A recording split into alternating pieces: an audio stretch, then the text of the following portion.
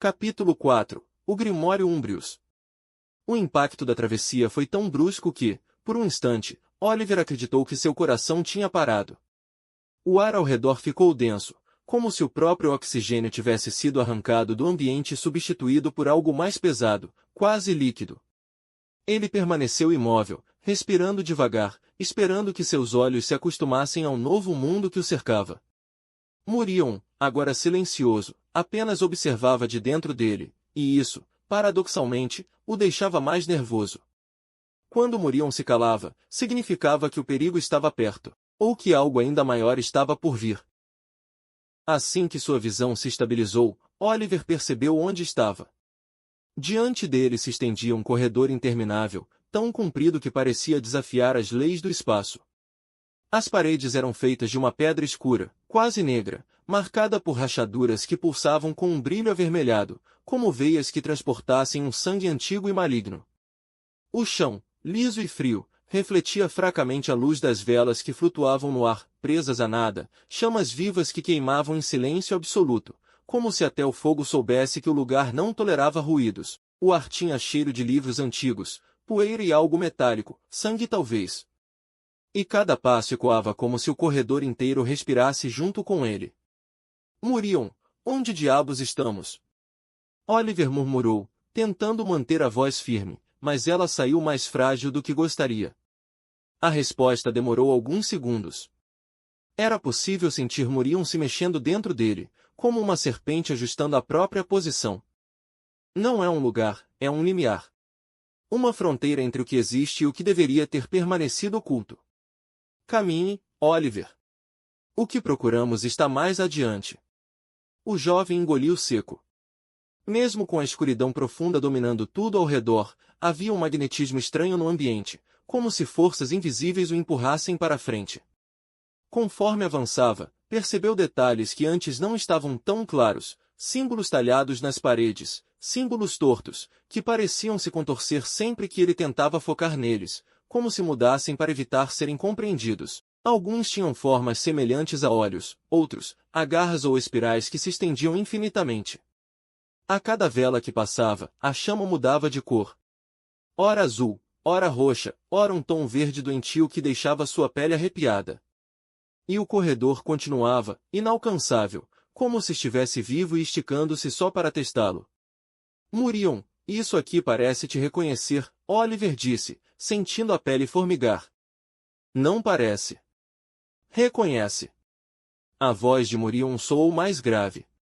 Esse corredor é parte do Velaris Soturnus, o domínio que conecta o conhecimento proibido àqueles que ousam buscá-lo. E por que eu? Por que você carrega o vazio que pode ser preenchido? E por que o mundo que você conhece depende disso, mesmo que ainda não compreenda? A resposta não o tranquilizou. Depois de longos minutos caminhando, embora o tempo ali parecesse não obedecer a nenhuma lógica, o corredor terminou. Sem portas, sem arcos, sem divisões, ele simplesmente abriu-se para um espaço gigantesco, tão vasto que Oliver não conseguiu ver o teto, apenas um breu infinito que consumia a própria noção de altura. O grande salão era circular, sustentado por colunas retorcidas, como ossos que tivessem sido moldados de forma grotesca. O piso tinha um desenho enorme e intrincado, um círculo mágico feito de linhas sinuosas, símbolos em camadas e formas geométricas assimétricas que pulsavam com luz rubra, como se respirassem ao ritmo do coração de alguém que ele não via. No centro absoluto desse salão, sobre um pedestal maciço de pedra escura, estava um livro. E esse livro parecia estar vivo. Era parte camurça, parte couro antigo, parte algo que Oliver não conseguia definir. Sua capa parecia pulsar levemente, como se alguma coisa respirasse dentro dela. O material era irregular, marcado por símbolos que se mexiam, quase como pequenos organismos tentando escapar. O título, se aquilo podia ser chamado de título, estava escrito em um idioma tortuoso, que mais parecia rasgos feitos por garras sobre a superfície maleável.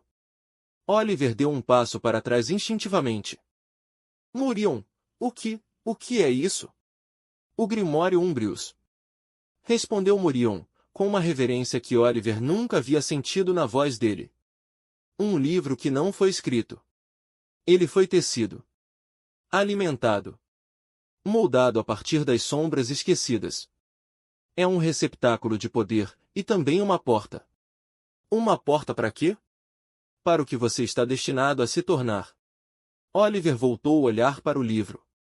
Ele sentiu algo puxando seu peito, como se o objeto chamasse pelo nome, não pela voz, mas por algo mais profundo, algo que reconhecia sua alma. Ele respirou fundo, mas sua mão tremia. Murion, eu não consigo ler isso. Parece vivo demais. Murion riu. Não um riso leve. Um riso que carregava séculos de domínio. Claro que não consegue. A linguagem umbriana devora a mente daqueles que tentam compreendê-la sem preparo. Mas eu posso traduzi-la para você. Como? Digamos que com uma habilidade, disse calmamente. Com uma poderosa habilidade de revelação. Oculus Nox Aeterna. Conjurou Murion. O nome ecoou não apenas em sua mente, mas no salão inteiro. As velas tremeram. O ar oscilou, como se tivesse sido rachado por uma força invisível. De repente, Oliver sentiu algo abrir-se atrás de seus olhos, uma força que não era dele, mas também era. Um segundo par de pupilas, invisíveis, se expandiu dentro de sua mente. Tudo ao redor pareceu mais lento, mais denso. O livro brilhou por um instante, como se reconhecesse que finalmente havia alguém capaz de compreendê-lo. As letras que antes se moviam de forma caótica começaram a se reorganizar, as linhas deixaram de ser rasgos e passaram a formar palavras, palavras que Oliver entendia, mesmo sem nunca tê-las aprendido. Murion falava enquanto traduzia, cada palavra soando como uma sentença: aquele que tocar este livro será provado. Aquele que abrir suas páginas despertará o que dorme dentro de si. A mente será a arma. A vontade, o campo de batalha.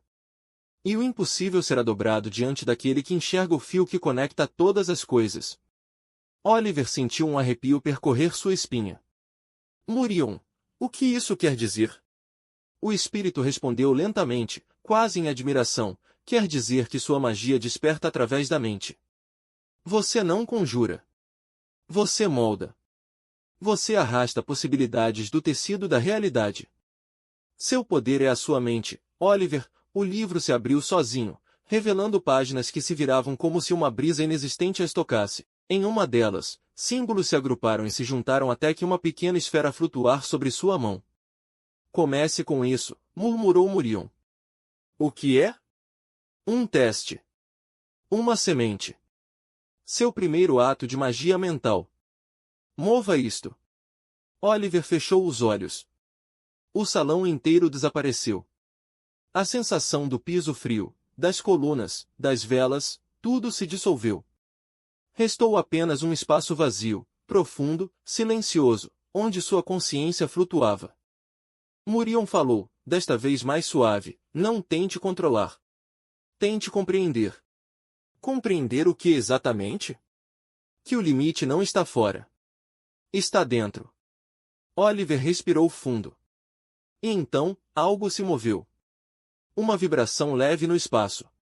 A pequena esfera que outrora estava em sua mão, agora estava sendo controlada pelo seu dedo de um lado para o outro, até que ele fizesse um movimento rápido para apanhá-la. Por instinto, ele a tocou com o pensamento e a esfera respondeu como se tivesse esperado por isso. A luz subiu alguns centímetros, desprendendo-se da palma de sua mão e flutuando diante de si. Pairava estável, oscilando suavemente, como se respirasse.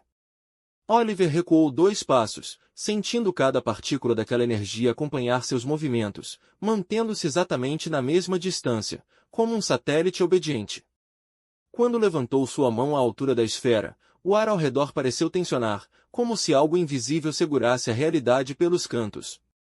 Ele fechou a mão. Não tocou a esfera fisicamente, apenas fechou o gesto, como se esmagasse o próprio ar. A resposta foi imediata.